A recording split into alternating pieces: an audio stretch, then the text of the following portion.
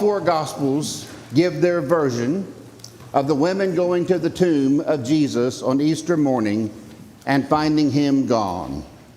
The Gospel of Matthew presents a very dramatic account, complete with an earthquake rolling back the stone from the entrance to the tomb and an angel zooming down from heaven to bear witness. In the Gospel of John, Jesus appears to Mary Magdalene outside the tomb and to the disciples on Easter evening.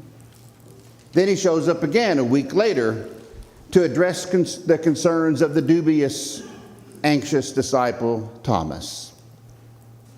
Today we turn to Luke's version of the story. The women go to the tomb and are told by two men that Jesus has been raised. When they return to tell their friends, Peter ran to the tomb to confirm the news for himself and went home amazed. The story then shifts in an unexpected way. It moves away from the 12 disciples, away from the women, and puts us on the road with two followers of Jesus who make their first and only appearance in the Bible. One of the men is named Cleopas. The other is unnamed. They're on their way from Jerusalem to a village called Emmaus. But there is much debate about the exact location of this town, with as many as 3 different places claiming the title. Let's pause for a moment and take that in. Ambiguity seems to be a feature of the post-resurrection stories in the Gospels. We meet unnamed disciples. Jesus can appear and disappear at will. Witnesses vacillate between awe and doubt. There is an air of mystery that seems to beckon us into the story, wanting us to experience it for ourselves as much as to learn about what happened. The anonymous nature of this second disciple and the vagueness of their destination may be Luke's way of including us, the future readers, in this story. We're invited to fill in the blank of the unnamed disciple with our own name and substitute our own locale for the village of Emmaus. Those 2 disciples were excited about the news of Jesus' resurrection. So are we. They wrestled with their own questions and confusion about the meaning of what happened on Easter morning. So do we. Their hearts burned within them as Jesus revealed his glory. So do ours. Luke puts us right there, walking along the road with Jesus. While these 2 disciples are engrossed in conversation, trying to make sense of the events of the previous few days, Jesus suddenly joins them. But they don't recognize him. He immediately plays dumb, seeming to be oblivious to what they're talking about. They're stunned. How can anyone not be aware of all the uproar in Jerusalem over the last few days?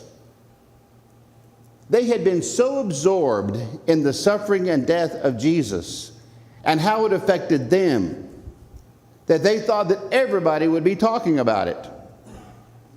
But their world was not necessarily the only world.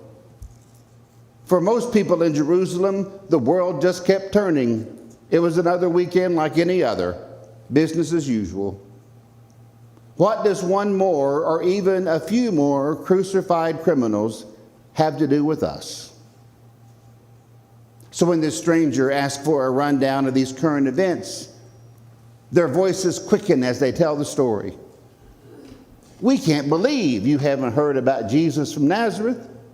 He was a man of God, a prophet, dynamic in word and work. He healed and encouraged many people. Their words just keep tumbling over each other. They're brimming with enthusiastic praise. But then something terrible happened. Something unbelievable happened. Our leaders betrayed Jesus, and he was crucified. They walked along in silence for a while, reliving it all over again. the shock, the loss, the grief, and hopelessness that they had tried to keep at bay. And when they do speak again, their words are haunting. But we had hoped, we really wanted to believe that he was the one who would redeem Israel. And there it is. But we had hoped. Can you feel the sadness, the disappointment, the desperation? Their people, the Hebrews, had been under oppression of one kind or another for most of 2,000 years. The Romans are only the latest in a long line of outsiders occupying their land, threatening and harassing the people. And now their own leaders, their trusted priests and teachers, had betrayed them from within. Many people had high hopes that Jesus was the Messiah, the promised anointed one, who would put all the broken pieces back together again to restore their fortunes finally. If not through political or military strength, then maybe through spiritual renewal or an elevation in the standard of living, something, anything, to at least make things a little bit better. But now all that had been shattered in the most public and horrific way possible. Their beloved Jesus nailed to a cross, along with their futures, their expectations, their aspirations, but we had hoped. Frederick Buechner says that we all have been on the Emmaus Road. Emmaus is the place we go when life gets to be too much for us. Emmaus is the place we go in order to escape. A bar, a movie, whatever it is, where we throw up our hands and say, let the whole thing go hang. It makes no difference anyway. Emmaus may be buying a new suit or a new car. It may be reading a second-rate novel. Emmaus is whatever you do or wherever you go to make yourself forget that the world holds nothing sacred, that even the wisest and bravest and loveliest decay and die, that even the noblest ideas that people have had, ideas about love and freedom and justice, have always in time been twisted out of shape by selfish people for selfish ends. Our two travelers, Cleopas and his companion, continued to tell their story to this mysterious stranger. But now some of our women have completely confused us, they said. Early this morning, they went to the tomb and they couldn't find his body. They came back with the news that they had seen visions of angels who said that he was alive. Some of our friends went off to the tomb to check and found it empty, just as the women had said. But they didn't see Jesus. There is a flicker of faith, but not much. We had hoped, but they didn't see Jesus. The downward spiral has become a black hole into which no light can enter and no light can leave. The irony, of course, is that Jesus is standing right there. They're looking at him.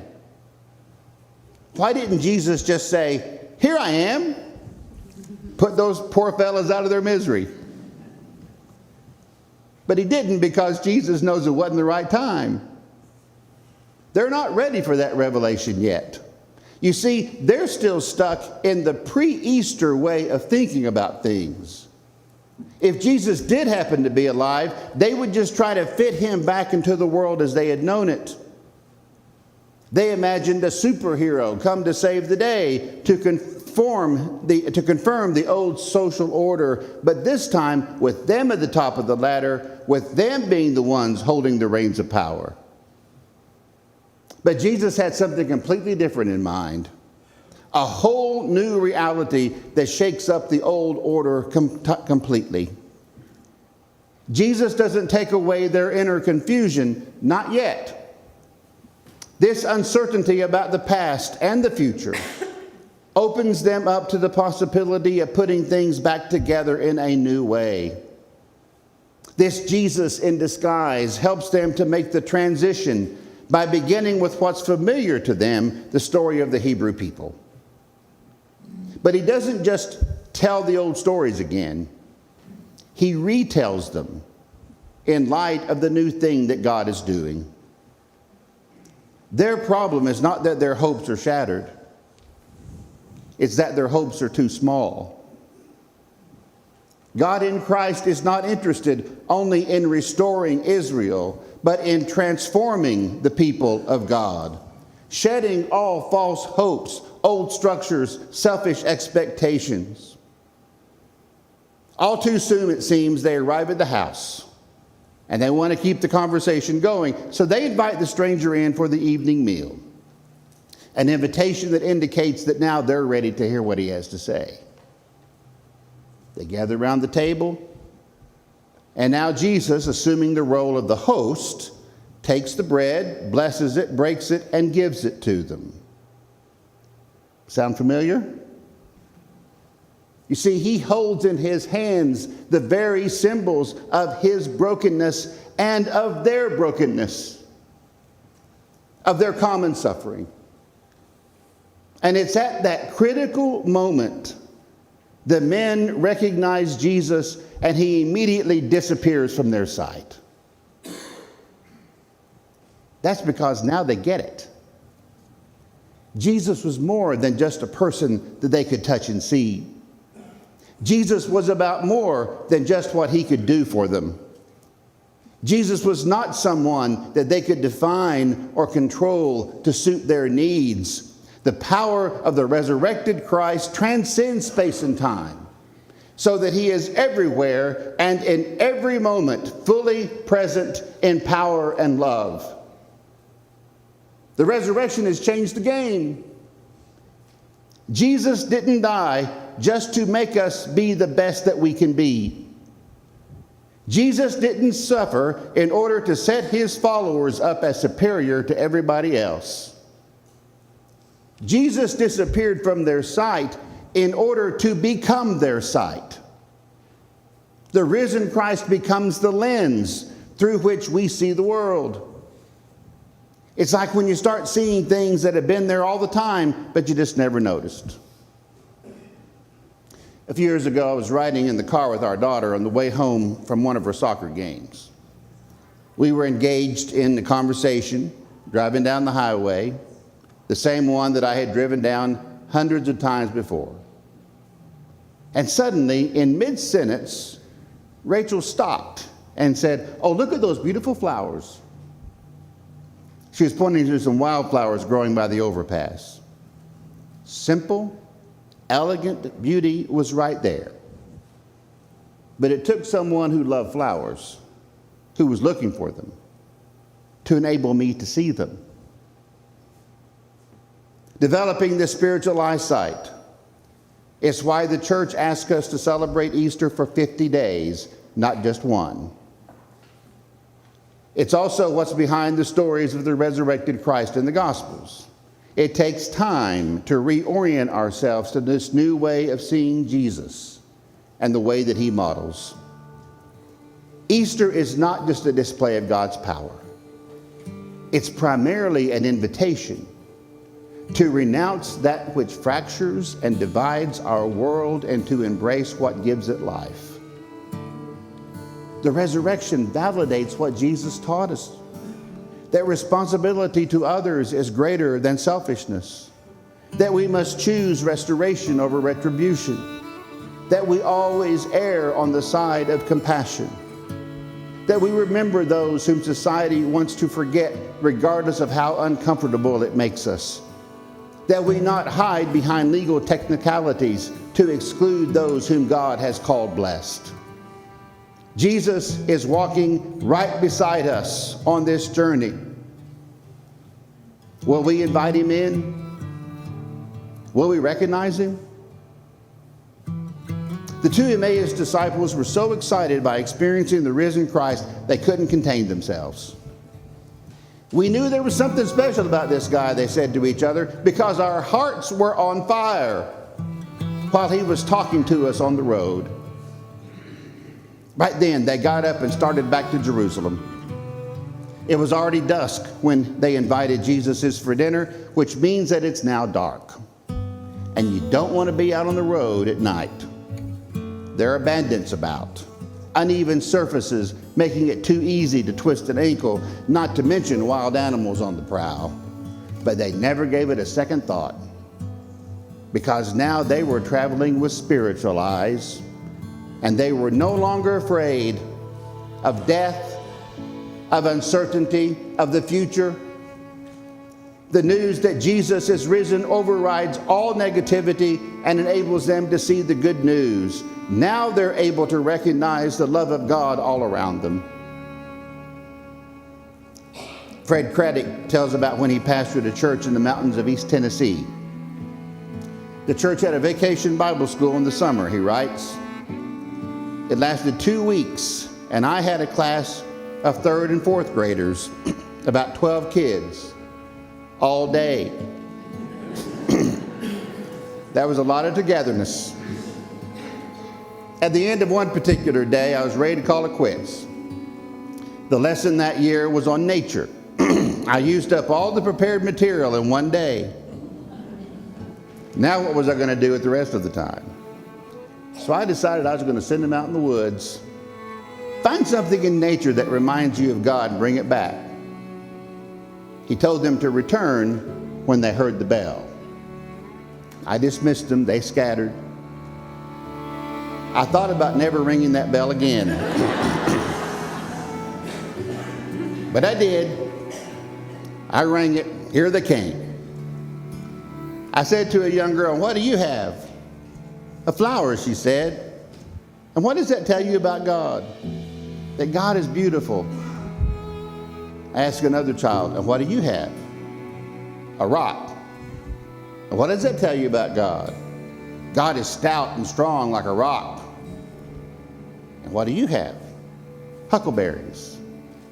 "What do they tell you?"